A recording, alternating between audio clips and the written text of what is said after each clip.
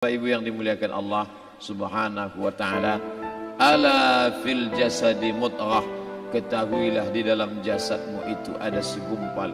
Idza saluhat, kalau dia baik, saluhal jasadu kulluh, yang lain ikut menjadi baik. Wa idza fasadat, kalau dia rusak, fasadal jasadu kulluh, yang lain ikut menjadi rusak. Di mana dia? Ala wahyal qalb, dia adalah hati. Maka yang pertama kali menghitam itu apa kata Allah? Kalla balrana, ada satu titik hitam. Ala qulubihim, ada satu titik hitam di dalam hati mereka. Ketika satu titik dibiarkan berubah menjadi dua titik dibiarkan berubah menjadi 3 titik, 5 titik, 10, 100, 1000, maka dia pun menjadi hitam semuanya. Ketika hati sudah hitam, maka itulah azab di atas azab. Khatamallahu ala qulubihim. Setelah hati menghitam, terkunci, menular ke telinga. Wa ala sam'ihim. Setelah telinga, wa ala absarihim ghishawah. Padahal 3 itulah nanti yang akan ditanya di hadapan Allah. Inna sam'a wal basar wal fuad.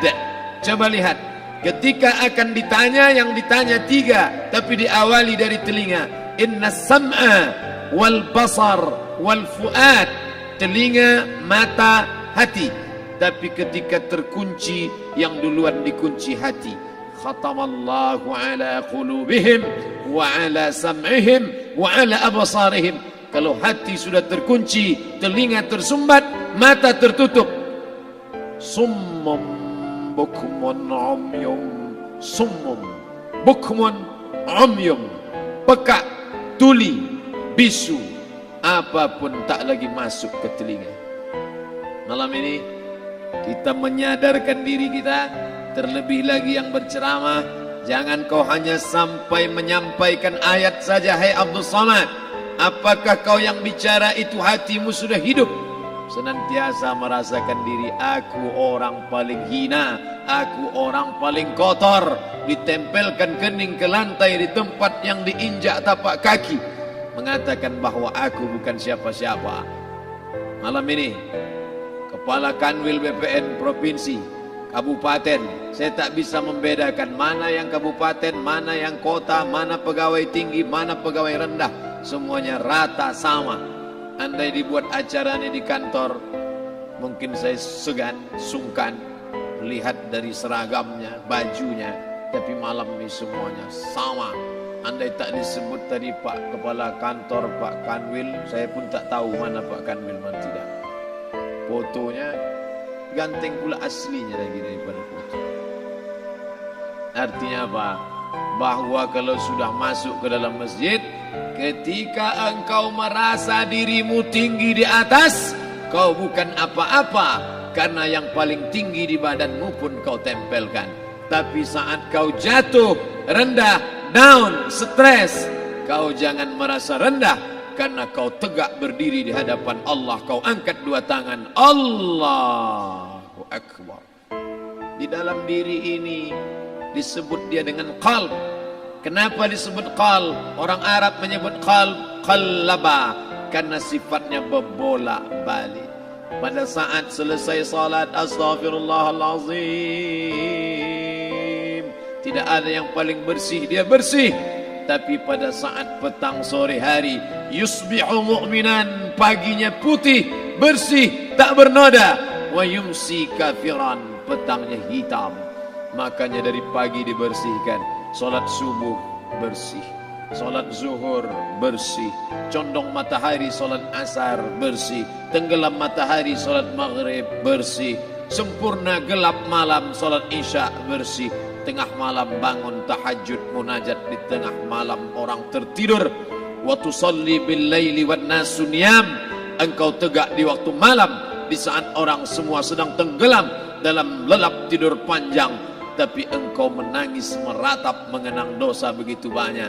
Sab'atun yuzilluhumullah, di antara 7 yang mendapatkan naungan Allah. Yauma la zilla illa zilluh, hari itu tak ada naungan kecuali naungan Allah. Di antara yang mendapatkan naungan itu adalah rajulun zakarallah, orang yang berzikir, munajat, muhasabah diri di tengah malam, sunyi, sepi, fafadat ainahu, menetes air matanya. Berapa banyak sudah harta dititipkan Allah, berapa kupakai untuk zakat, wakaf, infak, sedekah, wasiat, hibah, ghanimah, harta rampasan perang di zaman Nabi. 7 harta yang akan menolong di hadapan Allah, 1 pun tak dipakai. Umur diberikan Allah 40, 60, 70. Berapa yang kupakai untuk menolong agama Allah? Berapa yang kupakai untuk mengingat Allah? Mata, tangan, telinga, kaki akan diminta tanggung jawab di hadapan Allah. Al-yawma nakhtimu ala afwahihim, mulut terkunci, wa tukallimuna aydihim, tangan akan bicara, wa tashhadu arjuluhum, kaki akan bersaksi di hadapan Allah. Siapa yang bisa menolong waktu itu? Kalau pernah tangan ini saat punya kekuasaan, 1 coretan tanda tangan bisa mempermudah urusan masjid. Sebutir kekuasaan yang dititipkan Allah bisa dipakai menolong agama Allah. Itulah yang akan menolong di hadapan Allah. Apa yang disampaikan malam ini, semua biaya pengurusan masjid 0. Itulah sesungguhnya yang akan menolong di hadapan Allah. Adapun harta yang disimpan, tabungan, deposito, tanah, rumah, kendaraan, semua akan tinggal menjadi harta warisan. Istri mengambil 1/4 kalau ada anak, kalau tak ada anak istri mengambil 1/8. 1 miliar 125 juta bulan untuk istri, kalau dia tak tahu hukum gono gini. Kalau dia tahu gono gini, dia tuntut ke pengadilan, dipotong lagi menjadi 2, 500 untuk dia. Dari yang 500 dapat lagi dia 75, 575 bulan untuk dia. Sisanya 425 diambil anak laki-laki 2 kali bagian anak perempuan. Lalu yang kita bawa mati apa? Dulu dibangga-banggakan, dihormati, dimuliakan. Yang kami muliakan Al-Mukarram, Al-Ustad. Tapi pada saat tiba masanya, yang kita bawa tak lain tak bukan, innallaha la yanzuru ila ajsamikum. Allah tak menengok badan, fisik, bentuk tubuh, baju. Ini sampulnya saja. Wala ila suwarikum, Allah tak menengok rupa, wajah. Walakin yanzuru ila qulub. Hati kamu yang bersih itulah yang kau bawa menghadap Allah Subhanahu wa taala. Yauma la yanfa'u malun, harta tak berguna, wala banun, anak tak bisa menolong. Harta tak berguna, anak tak mampu menolong. Illa man atallah, kecuali orang yang datang menghadap Allah biqalbin salim, dengan hati yang bersih, hati yang tulus, hati yang memercikkan cahaya iman, hati yang bersih dari hasad, busuk hati, sum'ah, riya, takabbur. Itulah yang menolong di hadapan Allah Subhanahu wa taala. Tulang, kulu, kulit, darah, lemak, sumsum akan menjadi santapan cacing tanah. Begitu besok pagi pintu kamar tak bisa diketuk, istri bolak-balik membangunkan tak terjaga, dipegang pipi sudah sejuk macam es batu, tanda jantung tak lagi berdetak, maka darah mulai berubah menjadi nanah, busuk. 1, 2, 3 hari kalau tidak disuntik formalin, jasad paling busuk jasad manusia, karena semua dia makan herbivora, tanaman saja. Tapi kita ini omnivora, semua masuk. Maka begitu mati, paling bagus orang Islam paling cepat dikuburkan. Selesai acara pemakaman, habiskah masalah, muncul masalah baru. Disitulah kita baru sadar. Apa kata Imam Ali radhiyallahu an? An-nasu niyam. Semua manusia waktu hidup itu tidur. Bapak tidur, ibu tidur, saya tidur. Semua orang waktu hidup itu tidur. Falamma matu, ketika dia mati, disitulah dia baru terjaga dari tidur panjang. Saat Israel mencabut nyawa, ditarikkannya adalah satu centapan yang kuat. Disitulah kita baru terjaga dari tidur panjang. Betapa aku meninggalkan salat, betapa aku tak berzakat, betapa dulu kekuasaan, aku lulus umur 30, pensiun 58, 28 tahun apapun tak pernah kubuat untuk agama. Sibuk membesarkan anak, sibuk mengurus warisan. Anak pun tak ingat dengan kita karena kita lupa menanamkan pendidikan agama di dalam otak kepalanya. Andai dulu pernah dia dibawa ke masjid, andai dulu pernah dia dibawa umrah, andai dulu dia dimasukkan SD IT, SMP IT, SMA IT, Islamic Boarding School, dibawa ke masjid, takkan dia lupa mendoakan selesai salat, Rabbighfirli wali walidayya warhamhuma kama rabbayani saghira. Harta yang banyak tak sempat menolong agama Allah, anak tunggal semata wayang tak sempat dididik agama, istri meninggalkan dalam keadaan stres susah hatinya karena dia tak diajarkan sabar menerima ridha ketetapan takdir Allah. Dan paling celaka, tak pernah anggota tubuh ini dipakai untuk berzikir, muhasabah, mengingat Allah. Tak pernah mata dipakai menengok Quran, kitab suci Allah. Tak pernah dipakai hati merenung sejenak, apa yang akan kubawa mati menghadap Allah Subhanahu wa ta'ala. Malam ini saya tak minta diajak ceramah tentang hukum zakat, hukum puasa. Saya tidak diajak tanya jawab apa hukum unjuk rasa besok tanggal 4. Yang ditanya adalah bagaimana kita merenung sejenak. Abdul Somad, engkau berhadapan dengan para pegawai Badan Pertanahan Nasional Provinsi Riau, berkumpul 12 kabupaten kota. Ini orang-orang ngurus tanah, dari dalam tanah naik ke atas tanah, ngurus tanah, ngurus tanah, ngurus tanah, masuk ke dalam tanah. Abdul Somad dari dalam tanah naik ke atas tanah, ceramah, ceramah, ceramah, ceramah, ceramah, masuk balik ke dalam tanah. Yang kau bawa apa? Baju koko tinggal, peci tinggal, pakaian kehormatan tinggal. Yang tentara belum pernah saya diundang. Ustadz besok datang takziah, bapak anu tentara meninggal, tahu-tahu kain kapannya loreng. Tak ada. Yang kau bawa kain tidak berjahit, disobek, kerak. Itu yang akan menyampul kulitmu yang selama ini kau dimandikan, dibersihkan oleh ibumu dulu 60 tahun yang lalu. Sampai masanya kau lupa kapan kau dimandikan dulu. Sekarang ruh melihat, disebut dia ruh karena dia raha ya ruhu ruh, seperti aroma semerbak yang datang pergi hinggap. Ruh sampai masanya dia datang masuk ke dalam jasad. Ruh sampai masanya dia pergi meninggalkan jasad. Malam ini dimuliakan Al-Mukarram Haji Abdul Somad LCMA. Kenapa Abdul Somad ini dimuliakan? Karena ruh hinggap sejenak sebentar, sampai masanya besok pagi dia ruh keluar dari dalam tubuh ini. Anak yang katanya ayahku sayang, istri katanya kaulah abang, sampai masanya mereka tak lagi mau mendekat. Rumah itu saya yang buat, saya yang mengukurnya. Tapi begitu ruh sudah keluar dari badan, tidak satu pun semeter, sesenti, sejengkal, seasta ada tempat di rumah itu untuk jenazah bernama jenazah Abdul Somad. Dulu orang bertanya, rumah Ustadz Somad di mana?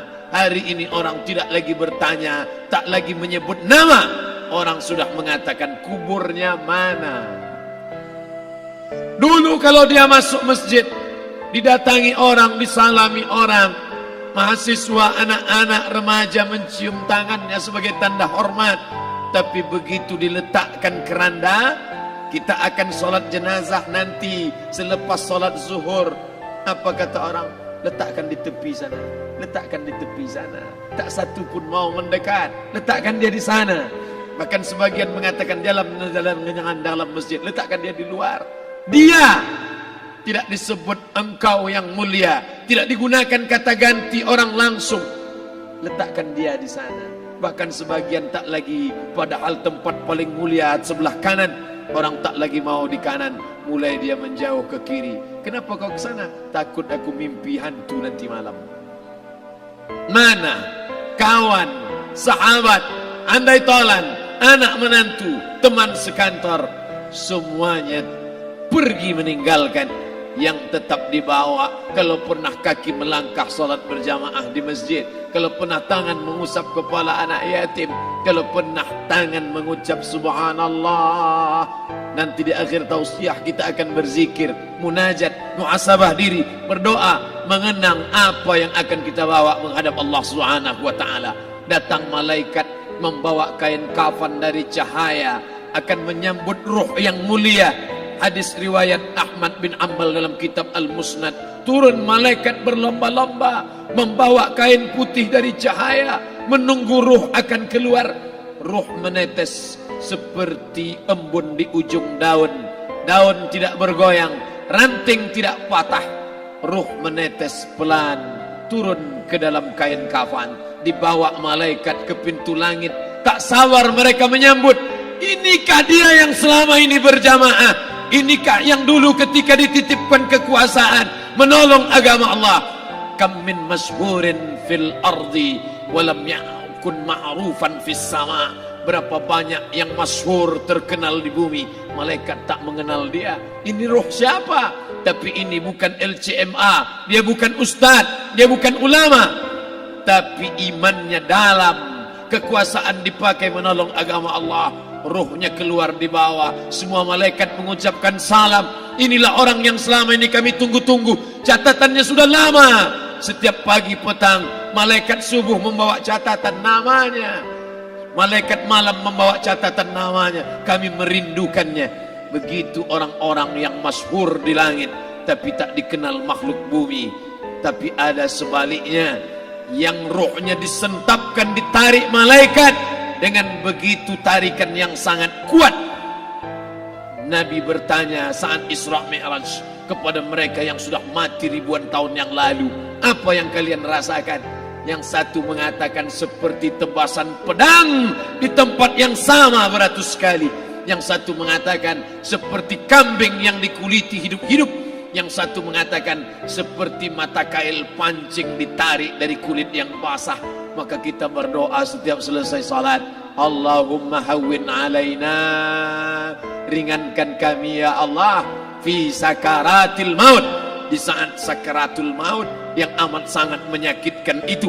Dan mereka yang pergi tak pernah kembali, mereka yang mati tak pernah bercerita kecuali hanya kepada Sayyidina wa Maulana Muhammad sallallahu alaihi wasallam. Di saat malam pertama di tempat yang gelap, di tempat yang tak pernah diimpikan oleh orang, tapi kita tetap melewati dan merasakannya.